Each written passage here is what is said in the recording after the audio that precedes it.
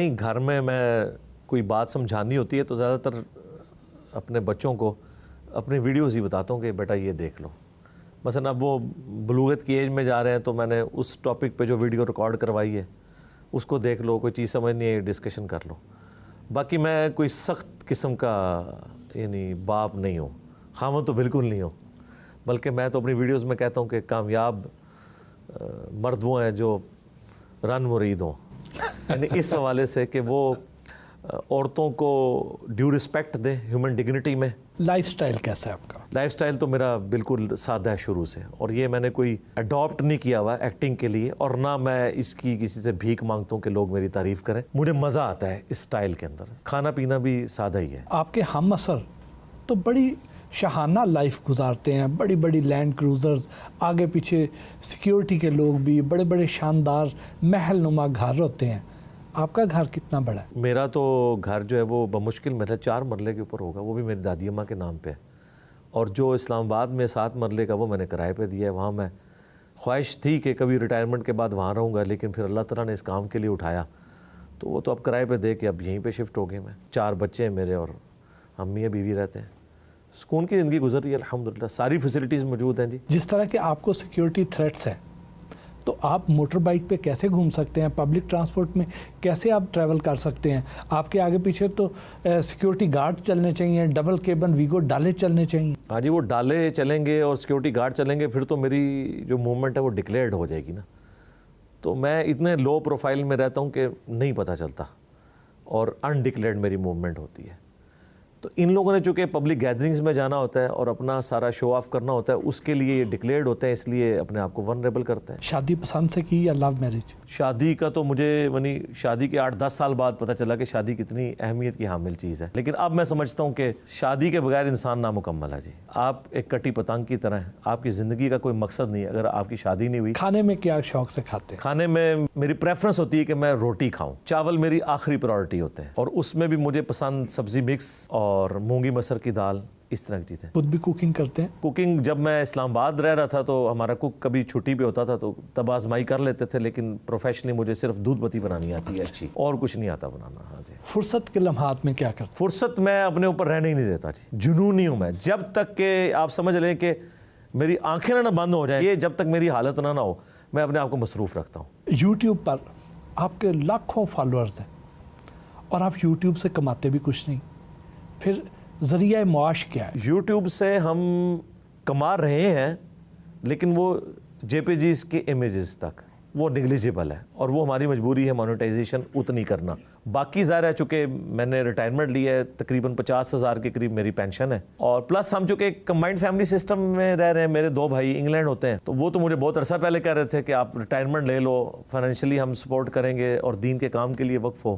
وہ میرے ماں باپ کو بھی پیسے بھیجتے ہیں، تو ہمارا فیملی کا نظام اس طرح مل جل کے چل رہا ہے. ظاہر ہم نے کو بہت لگژریس لائف تو نہیں گزارنی ہے. آپ کو سننے والوں میں خواتین کی بھی ایک بہت بڑی تعداد ہے، اگر انہیں کوئی مسئلہ درپیش ہو تو وہ آپ سے کیسے رابطہ کر سکتے ہیں؟ مجھ سے رابطہ کرنے کی ضرورت نہیں. میں نے خواتین سے متعلق جتنے سوالات ہیں وہ ریکارڈ کروا دیے ہیں، پلس ریئل ٹائم ہم نے جو لائیو سیشنز کا سلسلہ شروع کیا ہوا ہے، اس میں جمعے والے دن میں 1.5 گھنٹہ صرف ہم نے فیمیل اسٹوڈنٹس کے لیے رکھا ہے کہ وہ چیٹ باکس میں آ کے اپنا سوال ٹائپ کریں گی، اور وہ ہزاروں سوالات ریکارڈ ہو چکے ہیں. موسیقی پسند کرتے ہیں؟ مجھے موسیقی سے ایسا کوئی دلچسپی نہیں ہے جو آپ کی یہ جو اس قسم کی بیہودہ موسیقی ہے. باقی جو اسلامک فلمیں جو بنی ہوئی ہیں، جس طرح عمر سیریز بنائی ہے قطر والوں نے، اس میں جو بیک گراؤنڈ انہوں نے کوئی 30-40 قسم کے میوزک استعمال کیے ہیں، وہ انہوں نے تو اس میں جان بھر دی ہے. تو میں اوورآل میوزک کے بارے میں بڑا ڈھیلا موقف رکھتا ہوں. میوزک تو دوسرے نمبر پہ، پہلے نمبر پہ چیز ہے گانا. گانے کے بارے میں تو بخاری شریف میں حدیث ہے، نبی علیہ السلام نے شادی کے موقع پہ حکم فرمایا کہ گانا ہونا چاہیے.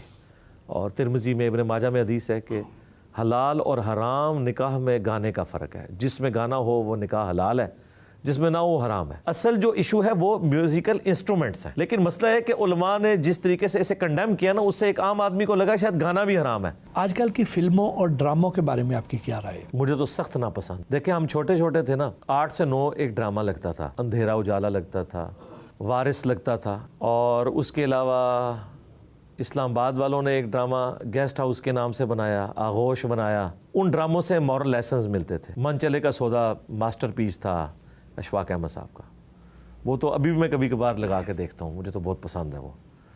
اس طرح کے جو ڈرامے تھے جن میں سے کوئی لوگوں کو مورل لیسن ملتا تھا، اور آپ دیکھتے تھے کہ اس زمانے میں سڑکیں ویران ہو جاتی تھی اور لوگ اتنی تسلی کے ساتھ یہ چیزیں دیکھتے تھے۔ زندگی کا سب سے خوشگوار اور سب سے زیادہ افسوسناک لمحہ کون سا تھا؟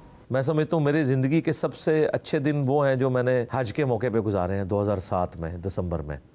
وہ 40 دن اس وقت بچی ہماری 2 سال کی تھی اور وہ ہم اپنے والدین کے پاس چھوڑ گئے، شادی ہوئے ہوئے بھی آلموسٹ 2 سال ہی گزرے تھے۔ تو 40 دن ہم نے ماشاءاللہ جو زندگی کے گزارے ہیں وہ دوبارہ اس طرح کے 40 دن نہیں نصیب ہوئے۔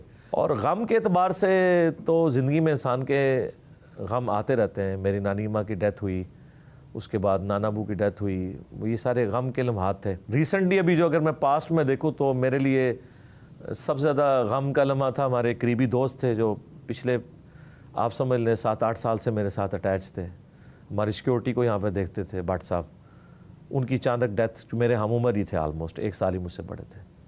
یہ میں سمجھتا ہوں میری زندگی میں یعنی پہلی دفعہ مجھے جو بہت بڑا جھٹکا لگا ہے نا وہ یہ والا لگا۔ کوئی خواہش جو ابھی تک پوری نہ ہوئی ہو؟ خواہش تو الحمدللہ ساری اللہ کے فضل سے پوری ہو چکی ہیں جو میری خواہشات۔ اب یہ ہے کہ خواہش صرف یہ ہے کہ پاکستان کی پولیٹیکل سچویشن اور فائنینشیل جو صورتحال ہے یہ میں اپنی زندگی میں دیکھوں کہ بہتر ہو جائے۔ کبھی شہرت پریشانی کا باعث بھی بنی؟ نہیں، کوئی نہیں ہے پریشانی، اب میں یوزڈ ہو گیا ہوں۔ شروع میں فیل ہوتا تھا کہ میں جب چاہوں کسی ریڈی پہ کھڑے ہو کے چاٹ نان کھا لوں، لیکن اب کیا ہوتا ہے کہ منگوا لیتے ہیں، گھر بیٹھ کے کھا لیتے ہیں۔ میری زندگی میں یہ دین کے حوالے سے اللہ تعالیٰ نے جو کامیابیاں دی ہیں نا، ان کی خوشی میرے ان چھوٹی چھوٹی خوشیوں سے اتنی ڈومیننٹ ہے کہ وہ میں قربان کر سکتا ہوں۔ کبھی کسی ٹی وی چینل کی طرف سے رمضان ٹرانسمیشن یا مذہبی شو کی آفر ہوئی؟ ہاں جی، ہوتی رہتی ہیں، لیکن میں پہلے تو انکار کر دیتا تھا رمضان کے لیے، تو شاید اب بھی میں باؤنڈ اس طریقے سے نہ ہوں، لیکن اکا دکا جو پروگرام ہے وہ تو میں مختلف چینلز کے اوپر کر چکا ہوں۔ انسان کی سب سے بڑی کامیابی کیا ہے؟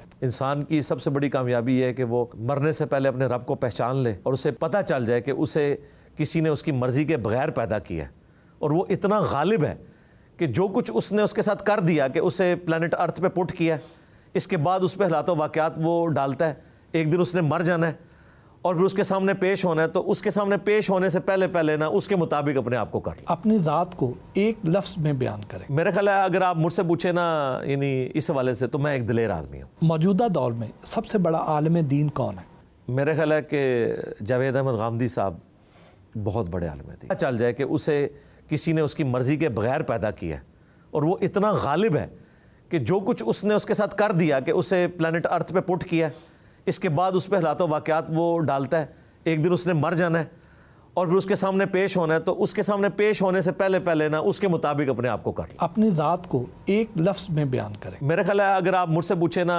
یعنی اس حوالے سے، تو میں ایک دلیر آدمی ہوں۔ موجودہ دور میں سب سے بڑا عالم دین کون ہے؟ میرا خیال ہے کہ جاوید احمد غامدی صاحب بہت بڑے عالم تھے۔